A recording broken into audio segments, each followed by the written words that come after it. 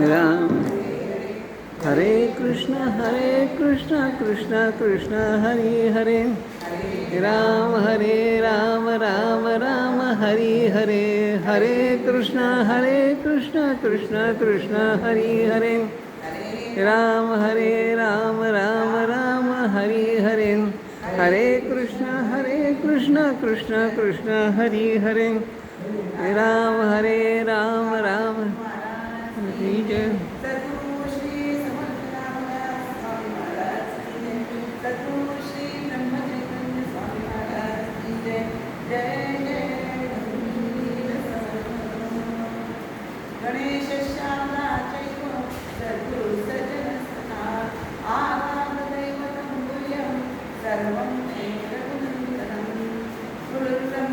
गुरुविष्णु गुरुदेव महेश्वर साक्षात् परब्रह्म तस्मै श्री गुरवे नमः।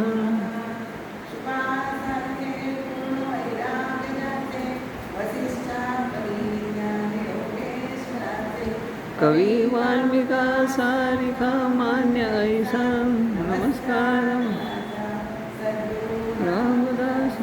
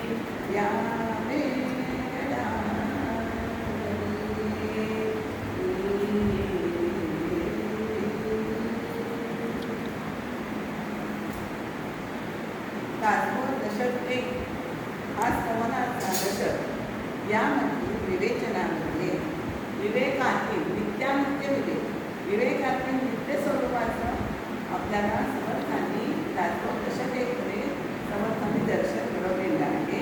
आणि आता दशक 2मध्ये विवेकातील नित्य आणि अनित्याचे स्वरूपाचं दर्शन आपल्याला विवरण याच्यामध्ये समर्थांनी केलेले आहे. दशक 2मध्ये आणि समासहीमध्ये त्यांनी मूर्ख लक्षणं ही आपल्याला सांगितलेली आहे. ही कशासाठी सांगितलेली आहे? त्यागात तुम्ही त्याग त्याचा केला आणि आपल्या उत्तम गुण जर लक्षणं बांधली तर तुम्हाला परमार्थामध्ये वाढ ही स्पष्ट दिसू लागते. त्यासाठी अनित्याचा त्याग करायचा आहे आपल्याला. हे दृश्य जगत हे अनित्य आहे. अनित्य शाश्वत काय आहे तर परब्रह्म आहे आणि बाकीचा सगळा मायेतून उत्पन्न झालेला प्रसारा तो अनित्य आहे, म्हणजे शाश्वत नाही, अशाश्वत आहे. त्या अशाश्वताचा त्याग केल्याशिवाय आपल्याला शाश्वताचं ज्ञान कसं होईल? त्यासाठी आपल्याला मूर्खांची लक्षणं समर्थांनी पहिल्यांदा सांगितले. मूर्खांची लक्षणं का सांगितले असं आपल्याला पहिल्यांदाच प्रश्न पडतो. तर काय होतं या जगामध्ये? काय आपल्याला दिसतं? या अशाश्वत मायेच्या प्रसाऱ्यात जो मायेच्या प्रसारात गुंततो ना त्याची लक्षणं त्यागात आपल्याला त्याने सांगितलेली आहे की त्या लक्षणांचा त्याग करायचा आहे. आणि मग सच्चिदानंद परमात्म्याची प्राप्ती ही आपल्याला ज्ञानानेच म्हणजे ज्ञानमार्गाने होत असते. हे ज्ञान कधी होणार आहे प्राप्त? ज्ञानामार्गाने म्हणजे ज्ञान झाल्याशिवाय ज्ञानानेच अज्ञानाचं निरसन करायचं आहे. त्यामुळे हे ज्ञानात आपल्याला अज्ञानाचं निरसन म्हणजे दृश्य जगत हे नाशवंत आहे हे त्याचं निरसन ते ज्ञानानेच करायचं आहे. त्यामुळे आपल्याला ही मूर्ख लक्षणं समर्थांनी या विचार विषय केलेली आहे. अनित्याचा त्याग करावा लागतो. त्यात म्हणजे आपल्याला अज्ञान नाहीसे करायचे तर आपल्याला अनित्याचा त्याग करावा लागतो असं म्हणून मूर्ख लक्षणं सांगितली. आणि पुढे लगेचच समर्थ सांगतात की लक्षणाचा त्याग केला मूर्ख लक्षणाचा पण घ्यायचं आहे काय? त्यासाठी तुम्हाला उत्तम लक्षणं जी सर्वोत्तम आपल्या रामाकडे आहे, शिवरायांच्या खाली आहे, ती आपल्याला ते गुण आपल्याला आत्मसात करायचे आहे. त्यासाठी पुढे लगेचचा समास आहे उत्तम लक्षणांचा. असं त्याचं म्हणजे नित्यानित्य विवेकातील सांगायचे काही नित्यानित्य विवेकातील अनित्य ज्या गोष्टी आहेत त्याचे विवरण यामध्ये जास्त आलेले आहे. आणि ज्याला आत्मज्ञानच नाही म्हणजे ते कशाला महत्त्व देतात? अनित्याला म्हणजे प्रपंचाला, दृश्याला महत्त्व देतात, अनित्याला महत्त्व देतात. मग त्यांचा अनित्याचा हा भाव मनात काढण्यासाठी म्हणजे देहबुद्धी जी माणसाजवळ असते म्हणजे मी म्हणजे आत्मा, ही देहबुद्धी आणि मी म्हणजे ब्रह्म आहे, ही आत्मबुद्धी. आणि ही आत्मबुद्धी देहबुद्धी ही एकदम सुटतच नसते. त्यासाठी तुम्हाला प्रयत्नशील व्हायला लागतं की तुम्ही हळूहळू प्रयत्न केला तुमची देहबुद्धी म्हणजे विषयाची आसक्ती ही आपोआप कमी व्हायला. तर आता या समासात पहिल्या दशकात परमार्थ साधणे पहिल्या दशकात परमार्थ साधणे किंवा आत्मज्ञान करून घेणे हा विषय मुख्य होता. आणि ते मानवी जीवनाचं ध्येय आहे आपण बघितलंय. तर ते परमात्माचं आत्मज्ञान करून घेणे मानवी जीवनाचं ध्येय आणि ते साधण्यासाठी नरदेव हा अत्यंत महत्त्वाचा आहे, अत्यंत उपयुक्त होतो. या दोन गोष्टींचं महत्त्व समर्थांनी पहिल्या दशकामध्ये स्पष्टपणे मांडलेले आहेत. दोन गोष्टी आहेत त्या पहिल्या दशकात समर्थांनी पूर्ण मांडले. आणि परमार्थ किंवा आत्मज्ञान त्याच्या अगदी बरोबर उत्तम प्रपंच किंवा अज्ञान. परमार्थाच्या उलट प्रपंच किंवा अज्ञान असं म्हणजे आत्मज्ञानाच्या उलट अज्ञान आणि परमार्थाच्या उलट प्रपंचाच्या स्वरूपे नाशवंत आहे. कारण तो कधी ते आपण विषय भोगतो पण विषय ते भोगतो ते अशाश्वतच आहे. त्यांचे विषय कसे निर्माण झालेले पुढे हा तत्व जाण्याचा विषय पंचविषयातून आपण पंचविषय म्हणजे मी विषय म्हणजे मी स्पर्श नाही, गंध नाही, शब्दस्पर्श रूपरस गंध हे 5 विषय आहेत. या 5 विषयांच्या द्वारे आपण जो विषय सेवत असतो म्हणजे ते नाशवंत आहे, ते आपलं काही स्वरूप नाही करत असं तो तत्वजाणा हा विषय पंचविषयांचा विलास करायचा आहे आपल्याला. पंचतत्वांचा विलास, पंचतत्व बुद्धी आहे, पंचमहाभूतांचा विलास असे सगळे अंतःकरण पंचकाचा विलास वगैरे हा तत्वज्ञानाचा विषय आहे. तो आपण पुढे गेलाच आहे तेव्हा आपण सांगतो. सांगायचं काय, परमार्थाच्या अगदी उलट प्रपंच आहे म्हणजे अज्ञान आहे. आणि अज्ञान नाहीसे करण्यासाठीच आपल्याला हा समर्थांनी दाखवून सांगितलेला आहे. या कारणाने अज्ञानाचे स्वरूप सांगण्यासाठी समर्थांनी दुसऱ्या दशकात प्रारंभ केला आहे. दुसऱ्या दशकाने खरं तर दासबोधाची सुरुवात ही दुसऱ्या दशकापासून म्हणजे पहिल्या दशकातच 15चं दशक झाला. म्हणजे त्यात नित्याचं वर्णन केलं आणि आता अनित्याचं जे आपण अनित्य जगात सध्या आपण वापरतोय तर त्याचं वर्णन सगळ्यांनी दुसऱ्या दशकात आहे. म्हणजे एका दृष्टीने हा दुसरा दशक हा आपल्या परमार्थाचा पाया भक्कम होण्यासाठी हा दुसरा दशक संवर्धन इथे रचलेला आहे. अज्ञानी माणसांच्या वागण्यामध्ये अखेर अज्ञान प्रगट होतं. अज्ञानाच्या नंतर दुसरं ज्ञान कसं प्रगट होणार वागण्यातनं, अज्ञानच प्रगट होतं त्यांच्या वागण्यातनं. यासाठी या समाजात काय काय आहे, दशक आहे. एक मूर्ख लक्षण आहे, विद्या लक्षण आहे, नमोगुणी माणसाचं वर्तन कसं असतं, अज्ञान कसं असतं त्यांचं, आणि परंतु की एकंदर या लोकांच्या आचरणाचं यांनी समजून त्यांच्या समाज या दशकातल्या समाजातून विवरण केलं. आणि प्रापंचिक माणसे देहबुद्धीत वापरत असतं कारण त्याला माहिती देहबुद्धी काही एकदम नाहीशी होती. त्याच्यासाठी काय हवं आपल्याला तुमचं नीतीचं आचरण हवं, वैराग्याचा अभ्यास. म्हणून सद्विद्या लक्षणं ह्याच्यामध्ये आलेली आहे. सत्वगुण आणि विरक्त अशी लक्षणं समर्थांनी या दशकामध्ये घेतलेली आहे आणि लक्षणं सांगितले. आणि डोळ्यासमोर काय आत्मज्ञानाचं ध्येय त्यांच्या डोळ्यासमोर आपल्या माणसांच्या डोळ्यासमोर राहिलं पाहिजे काय, आणि ते ध्येय जर आपण डोळ्यासमोर ठेवलं, सत्वगुणाचा आपण विकास केला आणि आणखी विरक्ती वाढली. 3च गोष्टी आहे पण आपल्याला खूप वाटतात ना, तर आपण ते कधी आपल्याला म्हणजे विरक्ती आपल्याला मुलाला वेळ कारण आत्मज्ञानाचं ध्येय डोळ्यासमोर ठेवायचं आहे. सत्वगुणाचा विकास तोही आपल्याला करता येतो, पण अगदी विरक्ती वाढणं हे महत्त्वाचं आहे. विरक्त म्हणजे तुम्ही या जगतापासून अलिप्त व्हायचं आहे. जगापासून कमला पाणी, कमळाचं पाणी कसं कमळ कसं पाण्यापासून कमळापत्राप्रमाणे पाहिजे, पाण्यापासून कमळाच्या बाहेर काढलं तर पाणी त्याच्या प्रतिभात इतकी दिसत राहते. किंवा आपण चिकूचिकी धरूया, चिकूचिकी आपण चिकू फोडला ते सट्टन बाहेर तिला काही चिकट काही चिकूचं काही घर चिकते. तेच आंब्याची कोय आपण घेतली तर आपण किती काढणार तर तो निघत राहतो. ते आंब्याची कोय ह्याच्यासाठी दिले की एवढा आपण आसक्त असतो, किती आपण काढलं तरी आसक्ती मनात जाते. आणि चिकूची बीचं उदाहरण घेतलं की आसक्ती जाण्यासाठी आपण चिकूच्या बीचं आपल्याला राहायचं आहे आणि मगच आपल्याला परमार्थ साधनाची आहे. त्या 3 गोष्टींच्यामुळे परमार्थ साधना ही चालत असते. म्हणून या दशकात समर्थांनी परमार्थ साधनेचा पायाच घातला आहे असे म्हणायला काही हरकतच नाही. अध्यात्माच्या दृष्टीने काय असतं, 2च वर्ग आहेत माणसांचे, एक ज्ञानी माणसं तरी आता अज्ञानी माणसं, ही 2च प्रकारची माणसं असतात. ज्ञानी माणसांच्या जीवनात काय असतं, आत्मबुद्धीचा विवेक असतो, आत्मबुद्धीचा विवेक असतो. आणि अज्ञानी माणसांच्या जीवनात देहबुद्धीचा अविवेक असतो, म्हणजे ते अविवेकानेच वागत असतात. म्हणून त्याची लक्षणाची समर्थांनी वर्णन केली. अशा अविवेकी म्हणजेच मूर्ख माणसाचे जणू शब्दचित्रच या आपल्याला समासात आपल्याला समर्थांनी केले आहे असं दिसून येते. हा समास कशासाठी आपण अभ्यासायचा आहे, तर स्वतःचे निरीक्षण आपल्याला करायचे. या समाजात आम्हाला असा प्रश्न होता त्यात की तुमच्याकडे कोणती लक्षणं होती आणि अभ्यासाने कोणती लक्षणं तुम्ही टाळू शकला, हा काळाचा विषय म्हणजे हा समाज आहे तो आत्मपरीक्षण करण्याचा आहे. आपलं स्वतःचं आत्मपरीक्षण करावे, आपल्या दोष किती आहे आणि ते दोष आपले जायला पाहिजे. आणि त्यासाठी हा समाज बारकाईने अभ्यास करायचा आहे, निरीक्षण कसं करायचं आहे असाच आहे. आत्मनिरीक्षणाचा समाज हा समर्थांनी मूर्ख लक्षणे सांगून त्याच्यामध्ये त्यांनी वर्णन केलेलं आहे. समर्थांनी नेहमीप्रमाणे मूर्ख लक्षणं सांगितली समाजात एकंदर 74 का आणि ह्या 74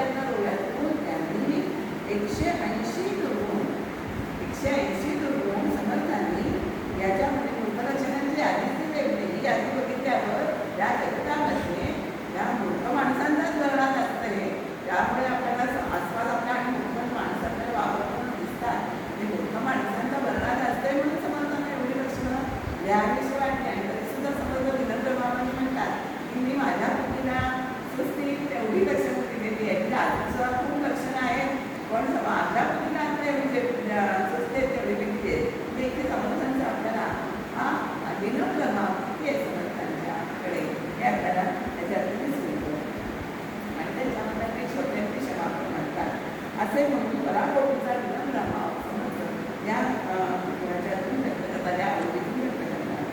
मूर्ख आणि पडत मूर्ख. परवा पडत मूर्खाची थोडक्यात व्याख्या सांगितली की कळत असून शाळा असून मूर्ख म्हणजे विपरीत वर्तन ऐकत्या वेळेस करणारा तो मूर्ख. सगळं कळत असतं, वळत असतं, पण वळत नाही. कळतं वागायचं कसं, मार्ग माहिती आहे, पण ऐकत्या वेळेस तो विपरीत वर्तन करतो. असे कळत मूर्ख आहे. त्यानंतर समर्थांनी समाजात भरपूर घेतलेले आहे आणि आपल्याला कळत मूर्ख लक्षण पण अभ्यासाचे. हा आपण अभ्यासार्थाने आपल्या दोष टाळण्यासाठी आपण मूर्ख लक्षणाचा समाज प्रेरणांनी समर्थांनी दिले आहे. तसे आपण आपल्या दोष बघायचे, त्यांचा त्याग करायचा, सद्गुणांचा आपल्याला स्वीकार करायचा. समर्थांच्या मते काय म्हणत आहे, समर्थांनी पडत मूर्ख आणि मूर्ख हे दोन भाग करणारे समर्थाला या बिघाडात बसला आहे बरं का. बाकी कोणी मूर्ख म्हणून करतात, पण पडत मूर्खांचा मी त्यांनी वाचलं नाही अजून कुठे की पडत मूर्ख समर्थांशिवाय दुसरा कोणाचं मी वाचलेली नाही. समर्था म्हणजे म्हणतात की प्रपंचाला सर्वस्वी खरा समजणारा आणि जीवन जगणारा अज्ञानी माणूस हा मूर्ख आहे. मूर्खाची त्यांनी व्याख्या केली, प्रपंचाला सर्वस्वी खरा माणूस जगणारा, जीवन जगणारा अज्ञानी माणूस हा मूर्ख असतो.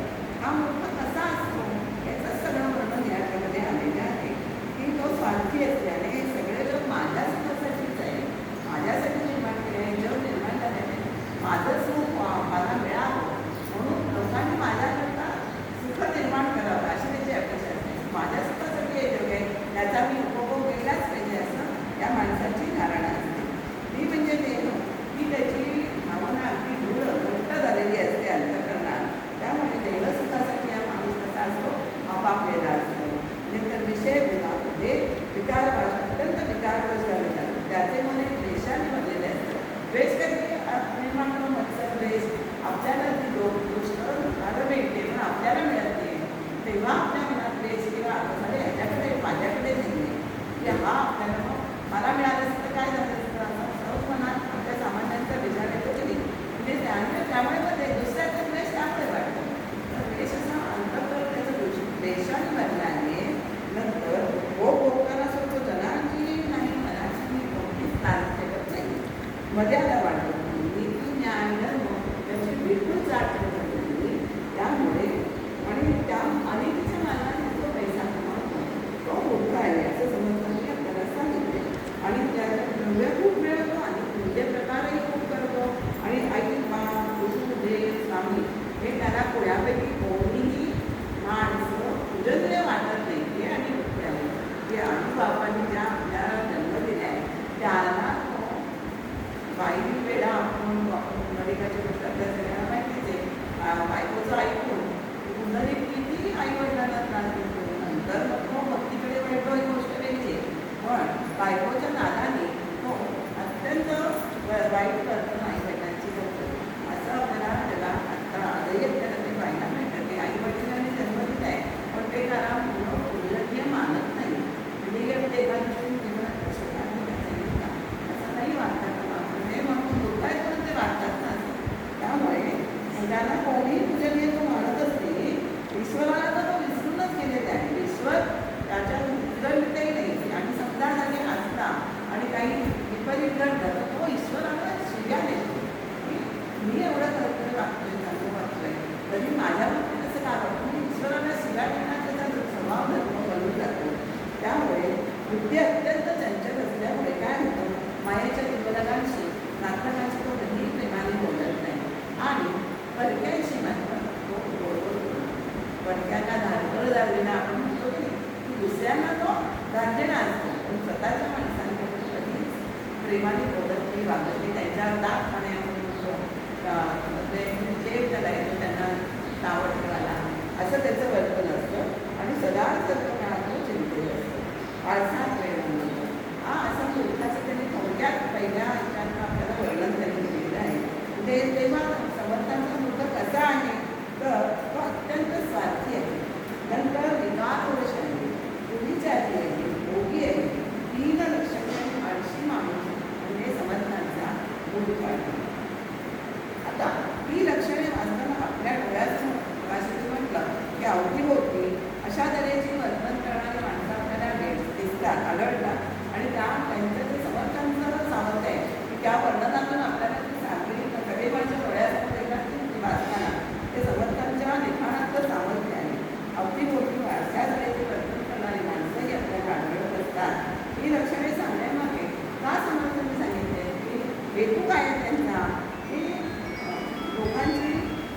लोकांची टिंगल करायची, निंदा करायची किंवा दोषांवर भोग करायचे म्हणून त्यांनी ती मूलभूत लक्षणं आपल्याला सांगितली नाही.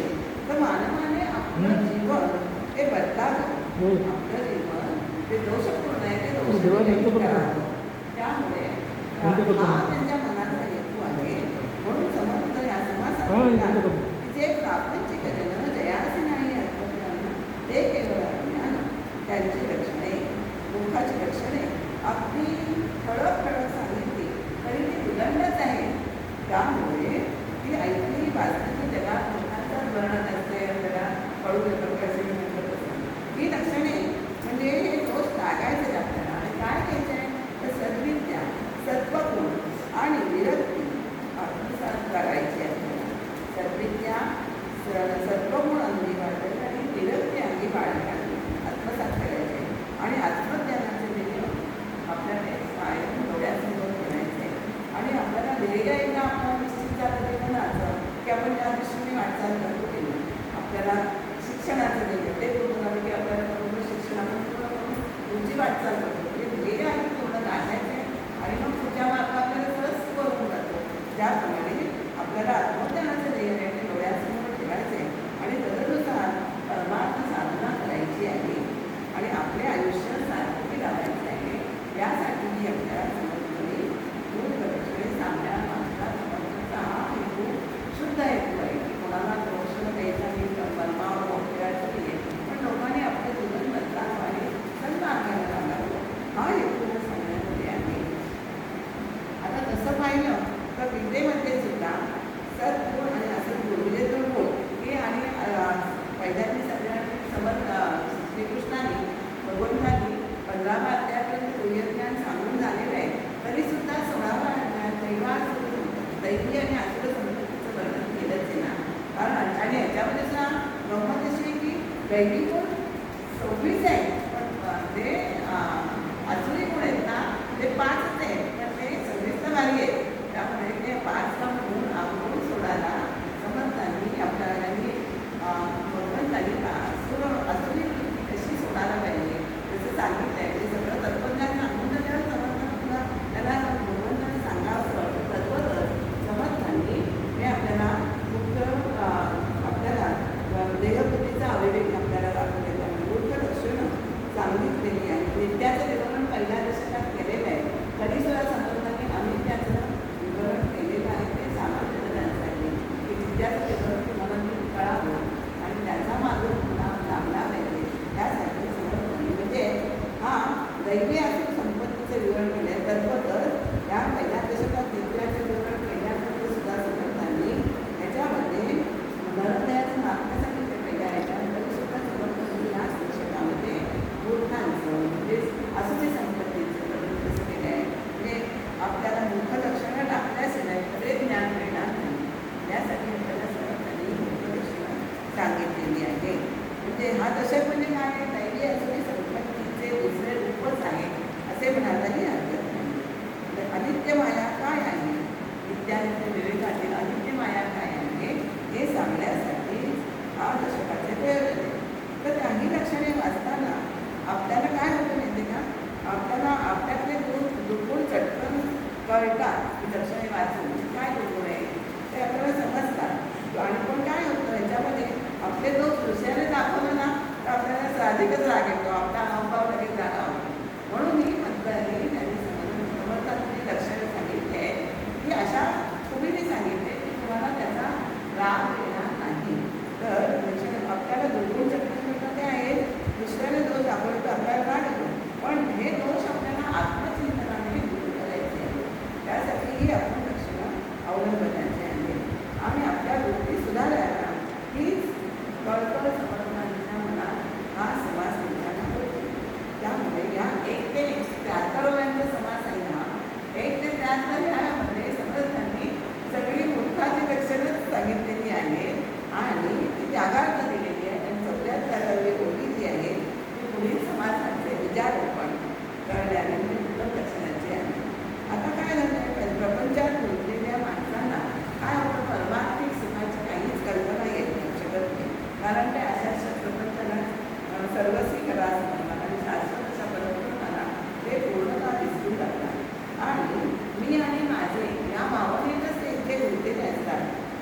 अहमभावाने प्रपंचात गुरफटतात आणि म्हणजे मनाचा श्लोक आहे ते अहमभाव दिसतात या देहाचा. किती अहमभाव दिसतात. मीपासून सुरुवात करतो, पहिलं करतो, मग माझं कुटुंब, माझं गाव, माझा, म्हणजे असं इतकं ते सर्कल वाढत जातं की माझं माझं माझं तो कोणाचं दुसऱ्याचं म्हणत असते तर ते सर्कल मोठं करतो मी आणि माझेचं.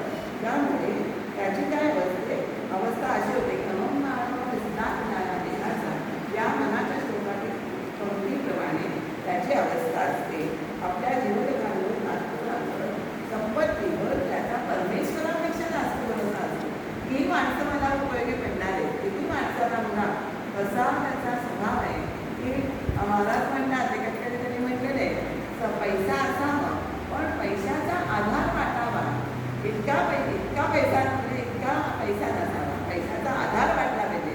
पण देवाचा आधार वाटणे बरोबर आहे पण पैशाचा आधार माणूस का धरतो आहे आपल्याला अजूनही उलगडत येतो. म्हणतात सगळ्यांना माहिती की पैसा हवा जीवनावश्यक करत नाही पण किती हवा की त्याचा आधार वाटला का म्हणजे आधार हा परमेश्वराचा एकच परमेश्वराचा आधार वाटला पाहिजे.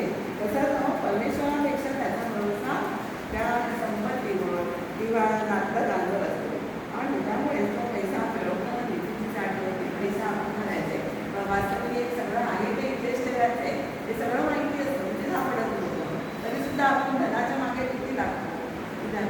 घर बांधणं पैसा मिळवायचा आहे पण त्याच्यासाठी तुम्ही सत्तेची निधीने मार्गाने मिळवला तर तो उत्तम आहे.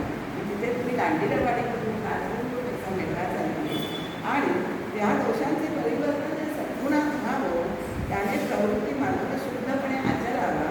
निवृत्तीचा अधिकार त्याच्या अंगी तेवढाच येण्यासाठी ही उत्तरक्षणं आपल्याला सांगितलेली आहे. जसं धान्याचे खडे काढल्याशिवाय आपल्याला शुद्ध स्वच्छ धान्य मिळतं का? नाही मिळत.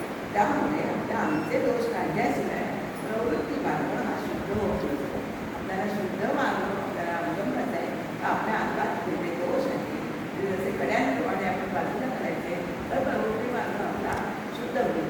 आणि शास्त्रामध्ये असं सांगितलेले आहे की दोष त्याग हा सद्वर्तन होण्यासाठी हा अत्यावश्यक आहे असं शास्त्राचा पदार्थ सांगितलं का. त्यामुळे आपले अज्ञान आणि ज्ञान असे दोन्ही प्रकारचे दोष सद्वर्तनाने नाहीसे म्हणजे सद्वर्तनाचं महत्त्व किती आहे हे आपल्याला इथे कळून येतं. म्हणूनच आपला परमार्थाचा पाया हा आपल्याला मजबूत करायचा आहे. त्यासाठी लोकलक्षणाच्या साहाय्याने आपण आपल्या आत्मपरीक्षणातील या लोकलक्षण आत्मपरीक्षण करायचे आणि दोषांचा अवश्य त्याग करायचा आहे. आणि असं समर्थन आपल्याला सांगितले आपल्या दोषांतील अवगुणांची जाणीव होण्यासाठी श्री महाराजांनी पण एका ठिकाणी चरिता उल्लेख आहे की ज्यांना आपल्या दोषांची जाणीव हवी असं वाटत असेल ना तर गोंधळाला येऊन थोड्या रामाचं दर्शन घ्यायचं आहे. त्यामुळे त्या रामासमोर उभं राहिलं की आपल्यातील अवगुणांची आपल्याला जाण येते. ते तुम्हाला आपल्यातले अवगुण आपोआप कळायला लागतात असं समर्थ महाराजांच्या चरित्रात हा उल्लेख आहे. आणि मी माझ्याकडून सुद्धा असं महाराजांनी काय सांगितले की पंढरी काव्याच्या काव्यातल्या ओळी आहे. महाराजांनी काय सांगितलं आहे महाराज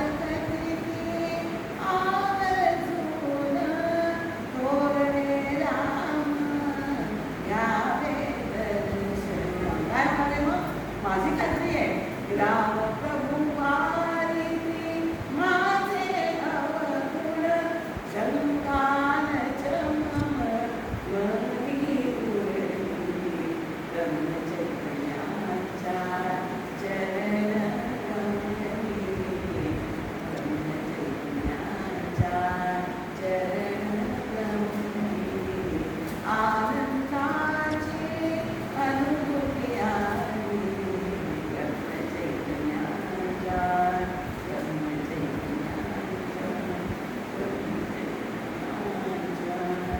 चरण आपल्याला माहिती पाहिजे की आपण अवगुण आहे हे रामराया नक्की निवारण करणारे वारून टाकणारे वारणे अवगुण वारतो म्हणजे ते नाहीसे करतो समोराच आणि त्याच्याबद्दल माझ्याकडे काही चिंता नाही आहे की राम माझ्यात जे अवगुण असतील ते तो नक्की निवारण करणारे वारून टाकणारे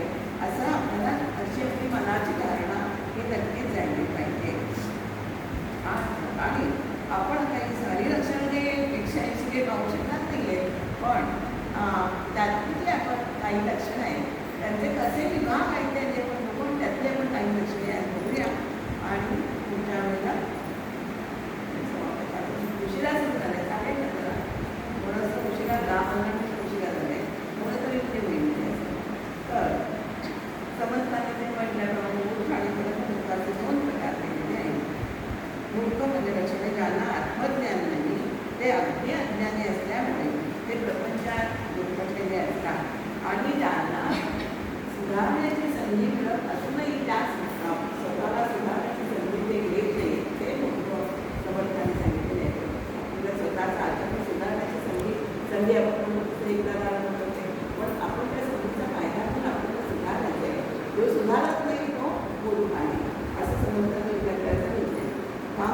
कामापासून काही अत्यंत स्त्रीच्या आधी नको आपल्या हिंदू म्हणजे आता आपण बघतो आधीच्या काळात आपण इष्टतेवरनं की जमीन असल्यानंतर आपण आजोबा आपल्याला आपण आई मुलांना उलट नाही आपण कधीतरी कोर्टात अत्यंत केस लागते.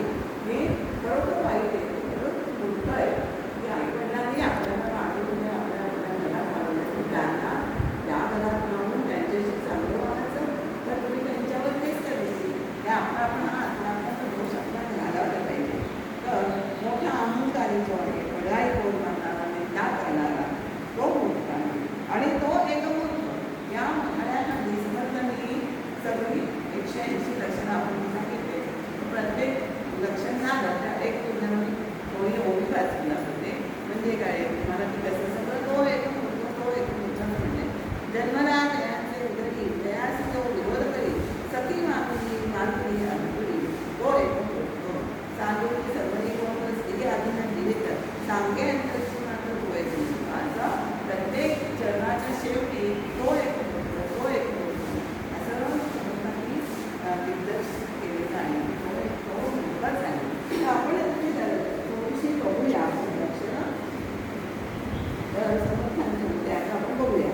तर आपण जे त्या मूर्खाची लक्षणं आपण थोडीशी बघूया. आपल्यापेक्षा श्रेष्ठ आहे उभ्या आपण वाचन तर आपल्यापेक्षा श्रेष्ठ आहे आणि त्या माणसासमोर आपण अहंकारानं वागायचे, आपण आपला अहंकार मिळवायचे की त्याच्याशी बरोबरी करणं किंवा त्याचा अधिकार नसताना सामर्थ्य नसताना कसं त्याचे अधिकार गाजवणं त्याच्या सत्ता गाजवणं तो येतो असे आपल्याला कोणी सांगितले. थोडीशी आम्हाला असं विचार तुम्हाला मी वाटतं आहे सुद्धा नमूद करायचे 180 नमूद करायचं सगळा पेपर तरी करेल तर त्यातली 20 लक्षणं आम्ही ती नमूद केली ती मी तुम्हाला थोडक्यात सांगते की त्याच्यातून मूर्ख कसा असतो याचा आपल्याला त्याचे टक्के लक्षात येतो. जो आपल्याला आपले स्वतःच महत्त्व स्वतः गातो, आपल्या तोंडाने आपली स्तुती करतो तो एक मूर्ख असं म्हणतात. आपली स्तुती स्वतःची करायची, आपण आपली स्तुती करूया आपली आपण तसं एकीकडे घराची रिक्षा बघत असतो, आपल्या देशात आणि अपेक्षा बघत असतो आणि आपल्या स्वतःचं नाव ते पण आपल्याला सांगायचं आहे त्याला म्हणून तो आपल्या वडिलांची तोरवी गात असतो. वडिलांची तोरवी गात असतो तर त्यांच्या नावावरून आपल्याला काही काम मिळेल, त्यांच्या नावामुळे आपला काही नाव जगात येईल म्हणून तो वडिलांची तोरवी गातो. तुम्ही वडिलांची तोरवी घ्या पण आपलं नाव ते पण गाण्यासाठी गावं नका. वडिलांची तोरवी गायला हवीच पण आपल्या नाकातर्फे त्यांनी नाकायचे म्हणून गटाची तोरवी नाही द्यायची आपल्याला. तर नाकातर्फे प्रकट करत असताना आमचे वडील असे मोठे होते तसे मोठे होते आमचे घराणे इतक्या गणपतीचं होतं असं समर्थ उगीच वडील विचारता लागत असतो आणि आपल्या जगात काहीतरी मान द्यायचं असे वाटत असतं. अशा दृष्टीने मग वडिलांची तोरवी करतो नाकातर्फे टाकण्यासाठी तो एक मोठा आहे. आपला मान आणि आपण स्वतःच्या तोंडाने जगामध्ये उघडा सांगतो आणि तो फक्त व्यसन 7 प्रकारची आहे. त्याच्यामध्ये कुठली कुठली व्यसन आहे? जुगार खेळणे, नंतर पेशागमन, चोरी करणे, एकमेकांना चुगद्यात करणे, गाणी चोरी चित्रकी अशी वेगळी म्हणायचे की हे कधीच करू नये ते व्यसनात बनले गेले. आणि बरोबर वागायला करणे पात्रांच्या वेगवेगळे जे खेळ असतात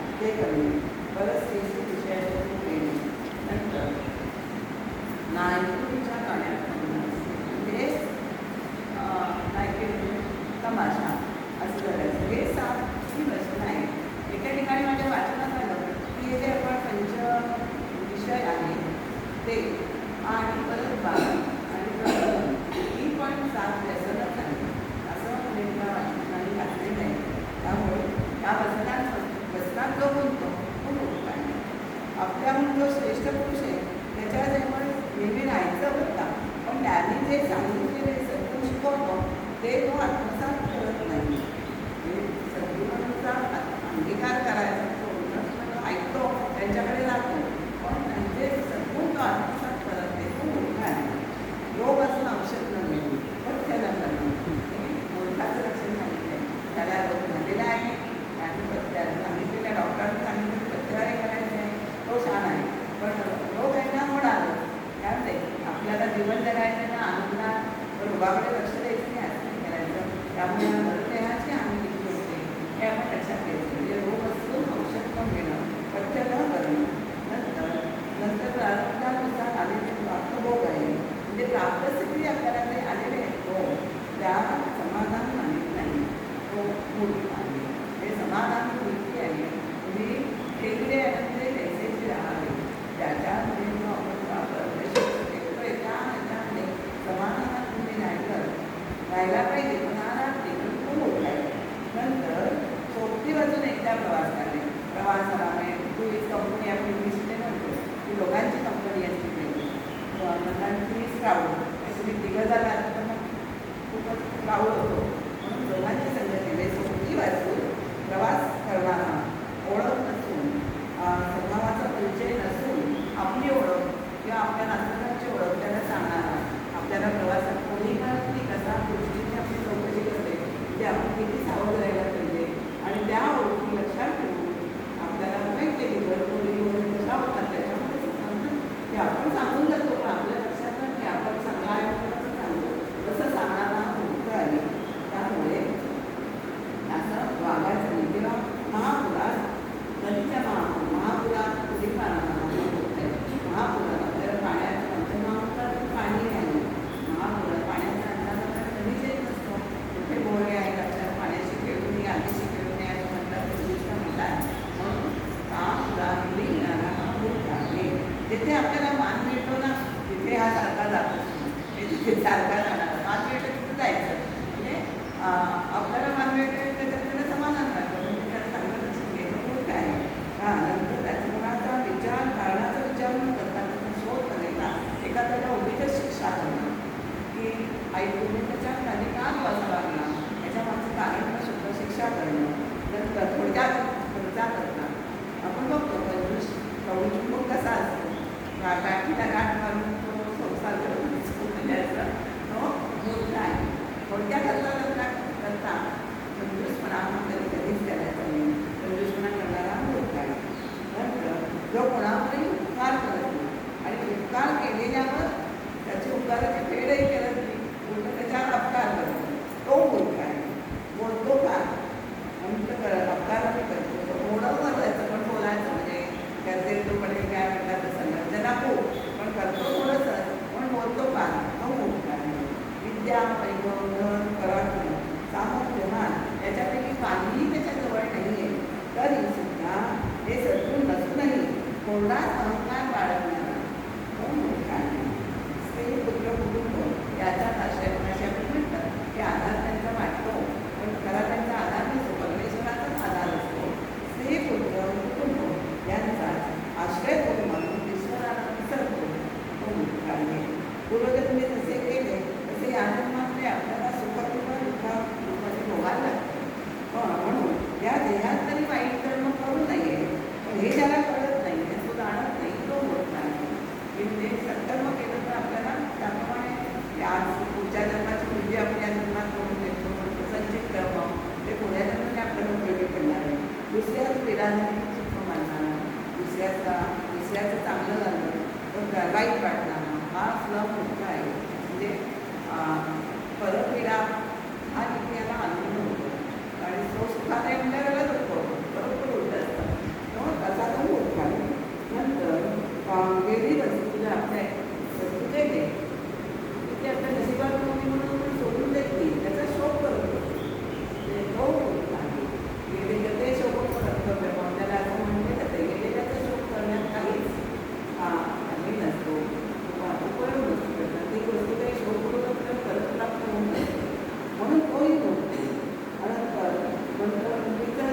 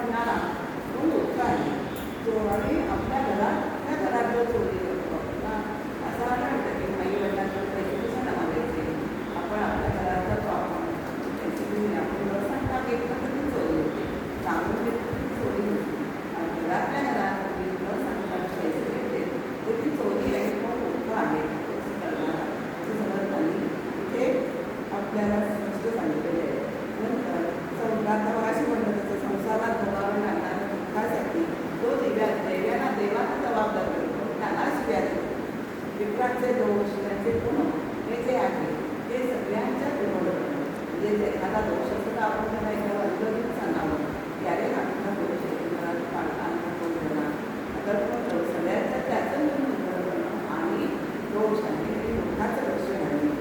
आणि अजून एक असं सांगायचं आहे की आपल्याकडे पुस्तकं आहे पण ती आपण लोकांना थापडही वाचत नाही आणि दुसऱ्यालाही देत नाही. आज सुद्धा मोठाचं लक्ष नाही असं समर्थांनी सांगितलेलं आहे. तेव्हा आपल्याकडे जे ग्रंथ संपत आहे ते लोकांना उपयोगी पडत असेल तर ते वाचतात, तेव्हा त्याचा काहीही उपयोग नाही आहे. तुम्हाला उपयोग होत आहे ना, आणि ह्या पुस्तकामध्ये आपलं ज्ञान आहे, ज्ञान देण्याचा संबंध असेल ना, तर आपली ग्रंथ संपदा जी आहे ती लोकांना ज्ञान न देणारा हा मूर्ख आहे असं समर्थांनी मूर्ख लक्षणं सांगितलेली आहे की ज्याचा सुज्ञाने आपण त्याग करायचा आहे. आणि ही लक्षणं सांगताना सुज्ञानाला विश्वासात घेतलेले आहे की तुम्ही हे केलं तर तुम्हाला संपूर्ण तुमच्या अंगी माहिती आणि श्रोत्यांना ते त्याच्याबद्दल विश्वासातून नंतर तुम्ही मोठं लक्षण सांगितले पण तुम्ही ते त्यागाचं सांगितले तुमच्या आवडून जाण्यासाठी आणि सत्पूर घ्यायचं आहे तुम्हाला. तर त्यासाठी समर्थांनी सांगितले. त्यामुळे ते दुःखांची लक्षणं आहे ते आपण काय पूर्णपणे त्याचा त्याग करायचा आहे. आणि ही गोष्ट लक्षणं ऐकून हा माणूस चतुर होतो आणि त्या दोषांचा त्याग शाण्याने करावा असं या समर्थांनी या दुःखलक्षणाच्या समासात सांगितले.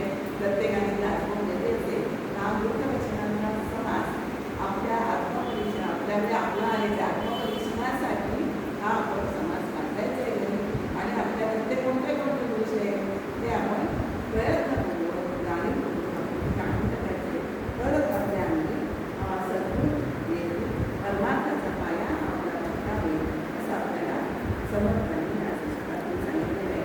मग त्यावेळेस मी सुरुवातीला अनुभव होते समर्थांचं ते आता आपण म्हणते. मग असं ते म्हणतं ते अनुभव काढलं परवा तुम्हाला चैन पडत नव्हतं की पूर्ण काढलं मला आठवतच नाही पण व्हिडिओ सांगतो मी म्हणतात. तर आता आपण समर्थांचं गाणं म्हणून सेवक करू. आम्ही सज्जनगडला गेलो होतो तेव्हा मी